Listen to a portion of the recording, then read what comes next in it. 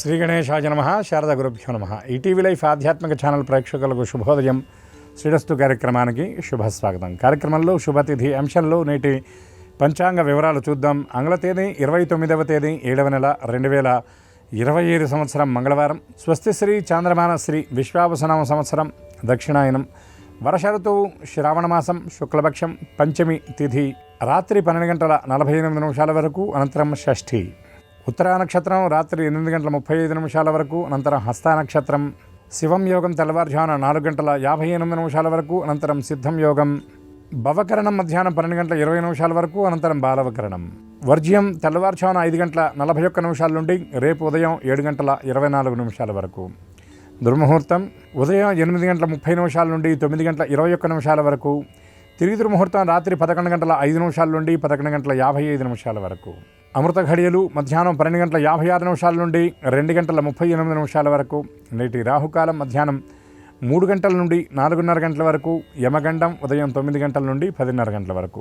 ఈనాడు ఉన్నటువంటి విశేషం మహాపర్వంగా చెప్పబడేటటువంటి గరుడ పంచమి. ఈ రోజున ఎవరైతే నిస్సంతువులు ఉంటారో, జాతకంలో నాగదోషం ఉన్నటువంటి వాళ్ళు ఉంటారో, అనువంశిక దోషాలు ఉన్నటువంటి వాళ్ళు ఉంటారో, పితృదోషాలు ఉన్న వాళ్ళు ఉంటారో, వాళ్ళందరికీ కూడా ఈ గరుడ పంచమి నాడు కనుక గరుడ ఆరాధన, గరుడ సంబంధమైనటువంటి స్తోత్రపారాయణ, గరుత్మంతుని దర్శనం గనక చేసినట్లయితే ఆ సమస్త విధాలైనటువంటి దోషాలు తొలగిపోయి పుత్రవంతులు అవుతారని శాస్త్రవచనం. అంతేకాకుండా కొందరి జాతకంలో నాగ సంబంధమైనటువంటి దోషం ఉండడం వల్ల కళత్ర సంబంధమైనటువంటి ఇబ్బందులు ఎదుర్కోవటం, అనుకూలమైనటువంటి భాగస్వామి లభించక వివాహం కాకపోవడం, ఇటువంటి పరిస్థితులు కూడా ఉంటాయి. అటువంటి వారు కూడా ఈ శ్రావణ శుద్ధ పంచమి గరుడ పంచమి రోజున గరుడ దర్శనం, గరుడ అర్చన, గరుడ ఆరాధన, గరుడ స్తోత్రపారాయణ చేసినట్లయితే వారందరికీ ఆ దోషాలు తొలగిపోయి కామ్యసిద్ధి కలుగుతుందని శాస్త్రవచనం. గరుత్మంతుడి యొక్క చరిత్రను కనుక మనం సంక్షిప్తంగా చూసినట్లయితే కశ్యప ప్రజాపతి భార్యలైనటువంటి వినత, కద్రువ వారిద్దరు కూడా ఒకానొక సందర్భంలో అన్యోన్యంగా ఉంటున్నటువంటి వారికి కద్రువకు నాగ సంతానం కలిగింది. అటువంటి ఆ నాగ సంతానంతో ఉన్నటువంటి కద్రువ వినతకి ఇంకా సంతానం కలగలేదు. ఎందుకంటే ఆవిడ గర్భవతి అయింది, కానీ ఆ గర్భం పండి ప్రసవం అయినటువంటి సమయం రాలేదు. అటువంటి సమయంలో దూరంగా ఉన్నటువంటి ఒక అశ్వం వెళుతూ ఉంటే కద్రువ చమత్కారంగా ఒక మాట ఆట పట్టించడం కోసం వినతని అడిగింది. ఆ గుర్రం యొక్క తోక ఏ రంగులో ఉంది అని అడుగుతుంది ఆవిడ. అడిగితే ఈవిడ ఏమాత్రం ఆలోచించకుండా ఇప్పుడు ఎందుకు అంటే, లేదు లేదు నువ్వు చెప్పు ఉంది. అంటే లేదు తెల్లగా ఉంది. తెల్లగా లేదు, ఆ గుర్రం యొక్క తోక నల్లగా ఉందని చెప్తుంది.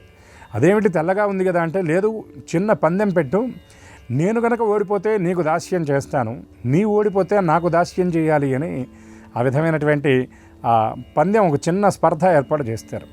తల్లి అయినటువంటి కద్రువ మాటని నిజం చేయడం కోసం ఆ సర్పాలు వెళ్ళి గుర్రం యొక్క తోకకు చుట్టుకుంటారు. తీరా దగ్గరికి వెళ్ళి చూస్తే ఆ గుర్రం తోక నల్లగానే ఉంటుంది. అందుకని వినత కద్రువకు దాసిగా మారుతుంది. నాకు ఇటువంటి సంతానం లేకపోయిందే అని ఆ గర్భం మీద ఆవిడ కొద్దిగా మోదుకొని బాధపడేటప్పటికీ పరిపక్వత చెందినటువంటి ఆ పిండం సగం శరీరం ఏర్పడ్డటువంటి బిడ్డ బయటకు వస్తాడు. ఎక్కడ దాకా ఉంటుంది ఆయన శరీరం అంటే నడుముల దాకా ఉంటుంది, తొడల భాగం ఏర్పడదు. అందుకని ఊరువులు లేనటువంటి వాడు కాబట్టి ఆయన్ని అనూరుడు అన్నారు. అయితే మహానుభావుడు కనుక, తపఃఫలంగా ఆ కడుపున చేరినటువంటి వాడు కనుక, గర్భశక్తి ముక్తాఫలం కనుక ఆయన సూర్యభగవానునికి రథసారథిగా వెళతాడు. ఇక అమ్మ నీకు నా తరువాత జన్మించబోయేటటువంటి నా అనుజుడు చాలా ప్రభావవంతమైనటువంటి సంతానం అమ్మ, కానీ తొందరపడి నీవు ఏ విధమైనటువంటి దీనికి పాల్పడవద్దంటే ఆ పిల్లవాడి కోసం ఆవిడ ఎదురు చూస్తుంది. తరువాత శ్రావణ శుక్ల పంచమి నాడు ఆవిడ ప్రసవం జరుగుతుంది. అప్పుడు జన్మించినటువంటి వాడే గరుత్మంతుడు. అతను పెరిగి పెద్దవాడైన తర్వాత జరిగినటువంటి విషయాన్ని తెలుసుకొని మాతృదాసి విముక్తి కోసం ఏం చేయాలి అని తన సవతి తల్లి అయినటువంటి కద్రువని అడిగితే, నా కుమారుడు కోసం నీవు అమృతాన్ని కనుక తెచ్చిపెట్టినట్లయితే నీ తల్లికి దాసి విముక్తిని కల్పిస్తాను అని ఆవిడ చెప్పడం, వెంటనే ఈ పిల్లవాడు పక్షి జాతిలో పరమోత్కృష్టమైనటువంటి వాడు, 7వ జాతికి చెందినటువంటి వాడు, రెక్కలతో ఉండడం, పదునైనటువంటి ముక్కు కలిగి ఉండడం, అటువంటి పక్షి స్వరూపం ఉన్నటువంటి వాడు కాబట్టి వేగంగా వాయువేగంతో వెళ్ళి ఇంద్రలోకానికి వెళ్ళి అక్కడ ఉన్నటువంటి అమృతాన్ని తెచ్చి ఆ నాగులకు ఇవ్వడం జరుగుతుంది. అటువంటి మాతృదాస్య విముక్తి కోసం ప్రయత్నం చేసినటువంటి వాడు కాబట్టి అటువంటి వినతాసుతుడైనటువంటి గరుత్మంతుడిని ఎవరైతే ఆరాధిస్తారో, ఎవరైతే ఆయన ప్రార్థన చేస్తారో వారందరికీ ఆ నాగ సంబంధమైనటువంటి దోషాలన్నీ తొలగిపోతాయి. ముఖ్యంగా తల్లి కుమారులకు ఆ అన్యోన్యత లేనటువంటి వాళ్ళు కూడా గరుడు సంబంధమైనటువంటి స్తోత్రపారాయణ చేయటం, గరుడ దర్శనం చేయటం వల్ల కూడా ఆ ఇబ్బందులు అనేవి తొలగిపోతాయని శాస్త్రవచనం కనుక అటువంటి మాతృదాస్య విముక్తి కోసం ప్రయత్నం చేసినటువంటి గరుత్మంతుడికి నివేదన చేసినటువంటి ప్రసాదాన్ని కూడా చాలా విశేషంగా చెప్పబడుతుంది. గరుడ ప్రసాదం అని. దాన్ని స్వీకరించినా సత్సంతానం కలుగుతుంది. ఈనాడు మరొక విశేషం ఏమిటంటే శ్రీవారికి ఈ గరుడ జయంతి సందర్భంగా గరుడ సేవ కూడా జరుగుతుంది. అటువంటి గరుత్మంతుడి యొక్క దివ్యకృప అందరికీ లభించి సత్సంతాన సౌభాగ్య సిద్ధి, మంగళ పరంపర సిద్ధించాలని ఆశిస్తూ స్వస్తి.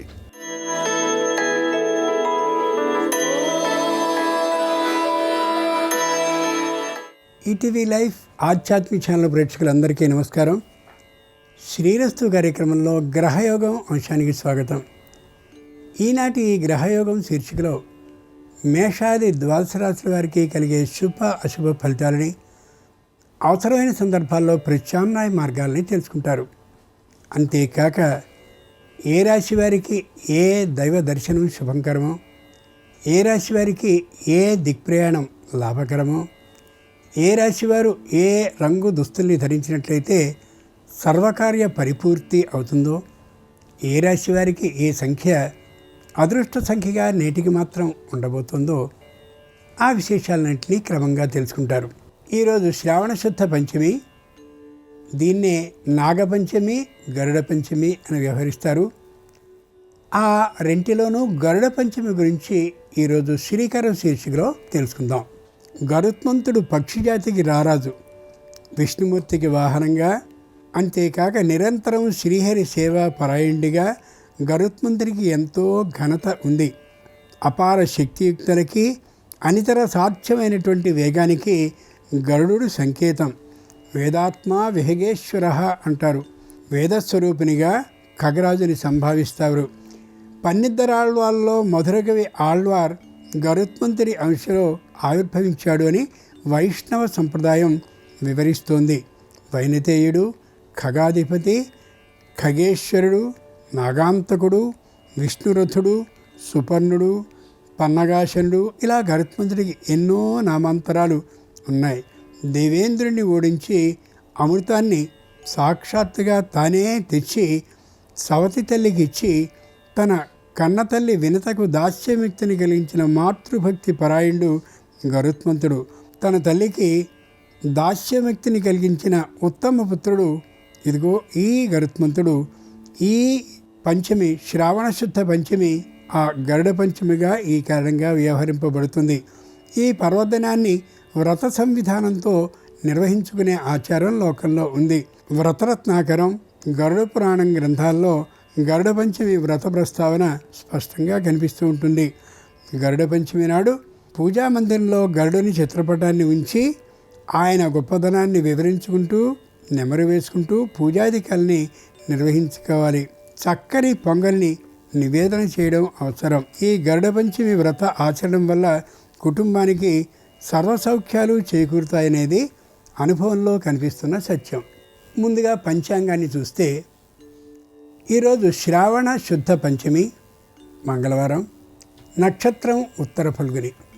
ఇక నేటి గ్రహస్థితిని పరిశీలించి చూస్తే మిథునంలో గురు శుక్రులు, కర్కాటకంలో రవి బుధులు, సింహంలో కేతువు, కన్యలో కుజ చంద్రులు, కుంభంలో రాహువు, మీనంలో శని ఉన్నారు. ఈ తాత్కాలిక గ్రహస్థితి ఆధారంగా మేషాది ద్వాదశ రాశుల వారికి కలిగే శుభ అశుభ ఫలితాలని క్రమంగా తెలుసుకుందాం. ముందుగా మేషరాశి.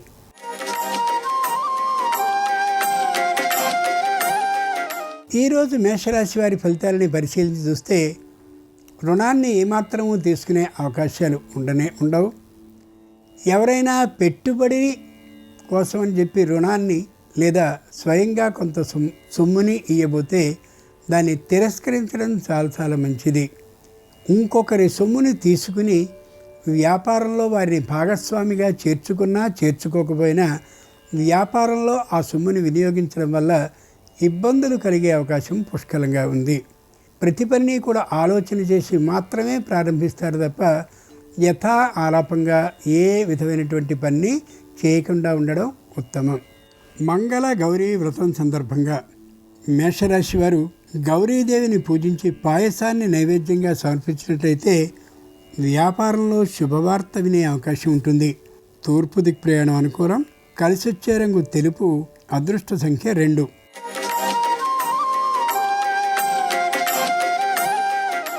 ఈరోజు వృషభ రాశి వారి ఫలితాలని పరిశీలించి చూస్తే ధైర్యంగా ఉంటారు. ఏ విషయంలోనూ పిరికితనాన్ని కలిగి ఉండరు. పై అధికారి ఏం చెప్పినప్పటికీ కూడా అది ధర్మపరమైనదైతే మాత్రమే పాటించే అవకాశం ఉంటుంది. అధర్మపరమైనటువంటి మాట అయితే లౌక్యంగా కాకుండా నిర్భయంగా ఖచ్చితంగా ఎదిరించి మాట్లాడే అవకాశం ఉంటుంది. దానివల్ల వీరికి ఏ విధమైన ఇబ్బంది కలిగే అవకాశం ఉండదు. ఆర్థికంగా చాలా పుష్టితో ఉంటారు. బంధుమిత్రులతో మంచి కలుపుగోలుతనంతో ఉంటారు. బంధువులందరితోనూ కూడా ఎవరు అనుకూలరో ఎవరు కాదో ఆ విషయాన్ని వారితో నిరంతరం ఉండేటటువంటి పరిచయాల కారణంగా తెలుసుకోగలుగుతారు అనుభవపూర్వకంగా. గరుడ పంచమి సందర్భంగా వృషభ రాశి వారు శ్రీ మహావిష్ణువుని మల్లెపూలతో పూజించినట్లయితే ఆకస్మిక ధనలాభం కలిగే అవకాశం ఉంటుంది. ఈశాన్య దిక్ ప్రయాణం అనుకూలం. కలిసొచ్చే రంగు ఎరుపు. అదృష్ట సంఖ్య 4.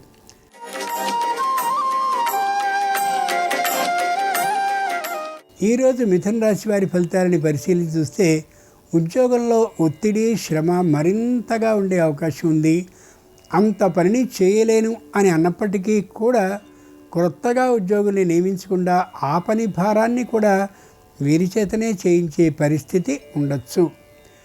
ముఖ్యంగా ఆర్థికమైనటువంటి లాభ విషయంలో మధ్యమ స్థాయిలోనే ఉంటారు తప్ప విశేషంగా అనుకున్నటువంటి ఆదాయం లభించే అవకాశం ఉండకపోవచ్చు. ఓ పక్క వ్యాపారాన్ని చేస్తున్నటువంటి వారు ఉద్యోగాన్ని కూడా చేస్తూ ఉన్నట్లయితే ఉద్యోగ భారం కారణంగా వ్యాపారం కొద్దిగా కుంటుపడే అవకాశం గోచరిస్తోంది. మంగళ గౌరీ వ్రతం సందర్భంగా మిథున రాశి వారు లలిత పరాభట్టారకిని ఆరాధించి పులిహారని నైవేద్యంగా సమర్పించినట్లయితే మానసికమైనటువంటి స్వస్థతతో పాటు ఆరోగ్య లాభం, ఆర్థిక లాభం కలిగే అవకాశం ఉంటుంది. దక్షిణ దిక్ ప్రయాణం అనుకూలం. కలిసొచ్చే రంగు పసుపు పచ్చన. అదృష్ట సంఖ్య 9.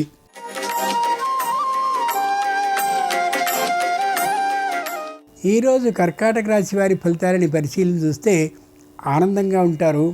తమ ఆరోగ్యం విషయంలో విశేషమైనటువంటి శ్రద్ధని చూపిస్తూ ఉంటారు. బంధుమిత్రులు అలాగే శ్రేయోభిలాషులు కూడా తరచూ ఆరోగ్య పరిరక్షణ గురించినటువంటి సమాచారాన్ని తెలుసుకుంటూ ఆనందంగా ఉండగలుగుతారు. భార్యాభర్తలు ప్రత్యేకమైనటువంటి కారణాలు ఏమాత్రమూ లేకుండా సంతానాన్ని చూడడం కోసమని దూరంగా వెళ్ళే అవకాశం ఉంది. అనుకూలత మాత్రం పుష్కలంగా ఉంటుంది. మంగళ గౌరీ వ్రతం సందర్భంగా కర్కాటక రాశి వారు పద్మావతీదేవిని పూజించి ద్రాక్ష పండ్లను నైవేద్యంగా సమర్పించినట్లయితే నూతన ఉద్యోగ ప్రాప్తి సూచనకి అవకాశం ఉంటుంది. నివృత్తి దిక్ ప్రయాణం అనుకూలం. కలిసొచ్చే రంగు నలుపు. అదృష్ట సంఖ్య 6.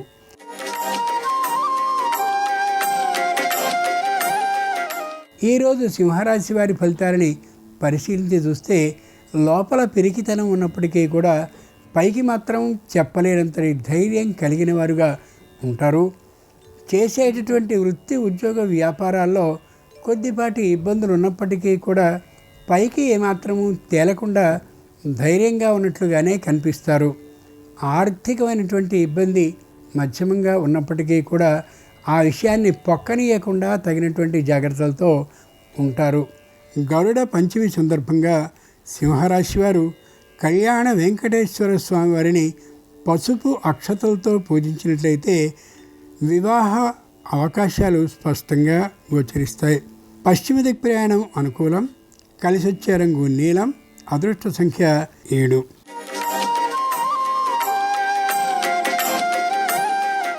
ఈరోజు కన్యారాశి వారి ఫలితాలని పరిశీలించి చూస్తే తప్పక భార్యతో తాత్కాలికమైనటువంటి అభిప్రాయ భేదాలు వచ్చే అవకాశం ఉంటుంది.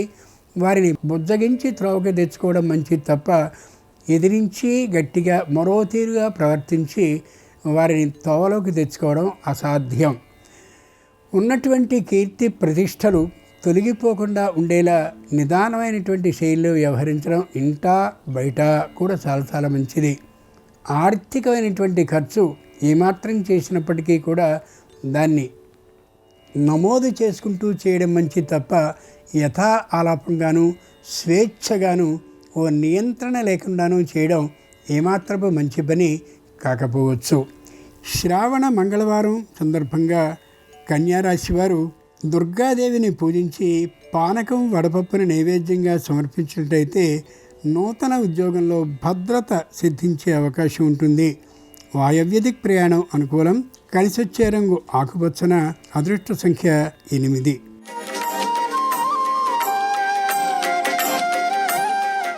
ఈరోజు తులారాశి వారి ఫలితాలని పరిశీలన చూస్తే మానసికంగా నిరుత్సాహంగా ఉంటారు.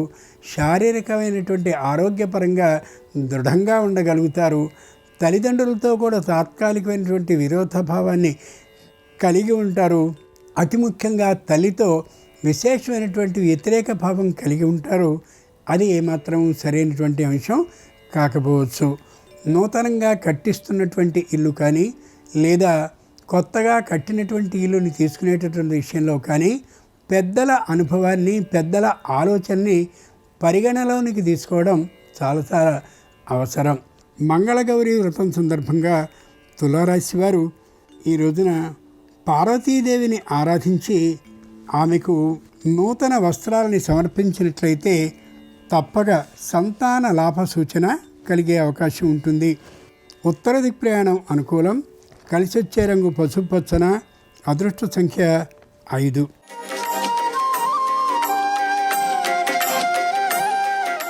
ఈరోజు వృశ్చిక రాశి వారి ఫలితాలని పరిశీలించి చూస్తే మాట పట్టుదల ఏమాత్రం ఉండదు. కోపం పూర్తిగా తొలగిపోతుంది. ఏ విషయాన్ని ఎవ్వరికీ చెప్పడానికి ఇష్టపడకుండా అన్నీ తనలోనే ఆలోచించుకుంటూ సరైనటువంటి తీరులో వ్యవహారాన్ని నడుపుతూ కనిపిస్తారు. వ్యాపారపరమైనటువంటి ఆదాయం ఇప్పుడే మెల్లమెల్లగా పుంజుకుంటూ కనిపించవచ్చు. ఉద్యోగంలో కూడా విపరీతమైనటువంటి ఒత్తిడి ఉండేటటువంటి కారణంగా ఏ విధమైన మాట్లాడేటువంటి అవకాశము కూడా లేకుండా ఉండే పరిస్థితి ఇంట్లో ఉండొచ్చు. గరుడ పంచమి సందర్భంగా వృశ్చిక రాశి వారు వెంకటేశ్వర స్వామి వారిని మల్లెపూలతో అర్చించి దధ్యోదనాన్ని నైవేద్యంగా సమర్పించినట్లయితే ఆకస్మిక భూ లాభానికి అవకాశం ఉంటుంది. ఉత్తర దిక్ ప్రయాణం అనుకూలం. కలిసొచ్చే రంగు తెలుపు. అదృష్ట సంఖ్య 3.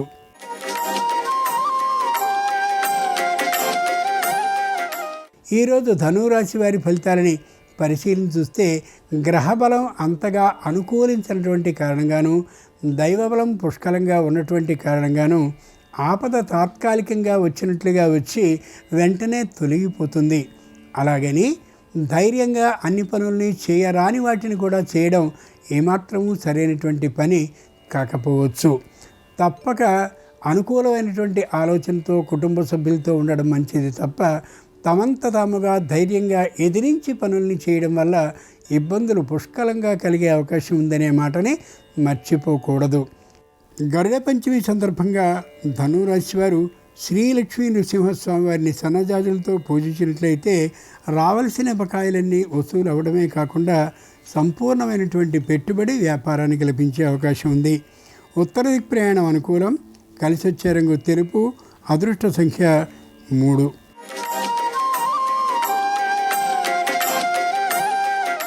ఈరోజు మకర రాశి వారి ఫలితాలని పరిశీలించి చూస్తే రోజంతా నిరుత్సాహకరంగా ఉండే అవకాశం ఉంది. వ్యాపారం చేసేటటువంటి వారికి రావాల్సినటువంటి బకాయిలు వచ్చే అవకాశం చాలా తక్కువగా ఉంటుంది. శారీరకమైనటువంటి ఆరోగ్య స్థితి కొద్దిగా లోపించే అవకాశం ఉంది. అంతేకాక వ్యాపారానికి మూలస్తంభంగా ఉండేటటువంటి వారి ఆరోగ్యం కొద్ది అననుకూలమైనటువంటి స్థితిలో ఉండేటటువంటి కారణంగా అనుకున్న సమయానికి వినియోగదారులకి వస్తువుని అందించలేకపోయే పరిస్థితి కూడా ఉండొచ్చు. శ్రావణ మంగళవారం సందర్భంగా మకర రాశి వారు గౌరీదేవిని ఆరాధించి ఆమెకు గారెల్ని నైవేద్యంగా సమర్పించినట్లయితే అనారోగ్య భావం పూర్తిగా తొలగిపోవడమే కాకుండా ఆర్థిక లాభం కలిగే అవకాశం కూడా ఉంటుంది. తూర్పు దిక్ ప్రయాణం అనుకూలం. కలిసొచ్చే రంగు నలుపు. అదృష్ట సంఖ్య 8.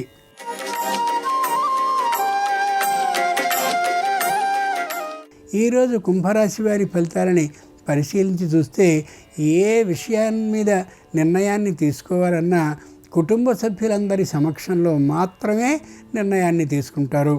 ఒకవేళ తాము చేసిన నిర్ణయం కుటుంబ సభ్యులకి అంగీకారం కాకపోయినా దాన్ని వ్యతిరేకమైనటువంటి భావంగా ఊహించుకోకుండా దాన్ని అనుకూలమైనటువంటి రీతిలో సమన్వయించుకుంటారు. తమ మాటే నెగ్గాలని ఒకప్పుడు తమకున్నటువంటి ఆలోచనని పూర్తిగా తొలగించుకోగలుగుతారు. ఏ విధమైన ఆదాయము లేకుండా ఉన్నటువంటి స్థిరమైన ఆస్తుల్లో దేన్నో ఒకదాన్ని అమ్మాలనేటటువంటి ఆలోచనని పూర్తిగా విరమించుకుంటారు. గరుడ పంచమి సందర్భంగా కుంభరాశి వారు హయగ్రీవ స్వామిని కనకాంబరాలతో పూజించినట్టయితే మానసిక ఆందోళన తొలగి ఆర్థికమైనటువంటి లాభం ఉద్యోగంలో కలిగే అవకాశం ఉండొచ్చు. ఉత్తర దిక్ప్రయాణం అనుకూలం. కలిసి వచ్చే రంగు నీలం. అదృష్ట సంఖ్య 1.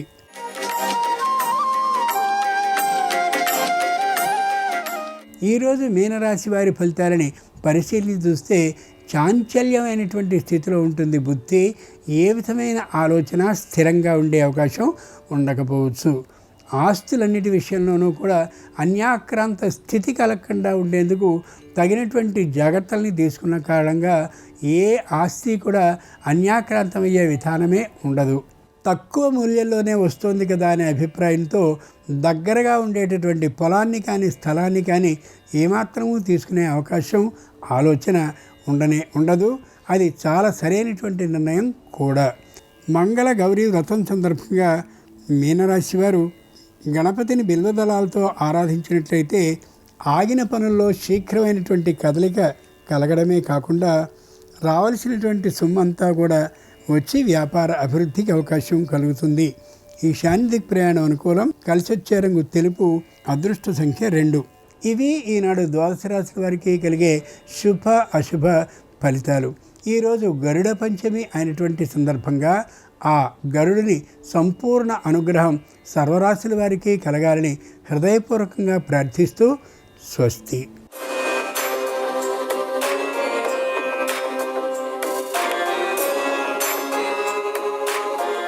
నమస్కారం. ఈరోజు శ్రావణ శుక్ల పంచమి తిథి ఉంది. దీన్ని నాగపంచమి, గరుడ పంచమి అనే పేర్లతో పిలుస్తారు. అలాగే ఈరోజు శ్రావణ మంగళవారం, మంగళగౌరీదేవికి ఎంతో ప్రీతిపాత్రమైన రోజు. ఈ సందర్భంగా ఎలాంటి విధి విధానాలు పాటిస్తే సమస్త శుభాలు చేకూరతాయో నేటి శుభం లాభం అనే శీర్షికన పరిశీలిద్దాం. ప్రధానంగా శ్రావణ శుక్ల పంచమి, నాగపంచమి రోజు ఏం చేయాలో పరమశివుడు పార్వతీదేవికి చెప్పాడని భవిష్య పురాణంలో మనకు చెప్పడం జరిగింది.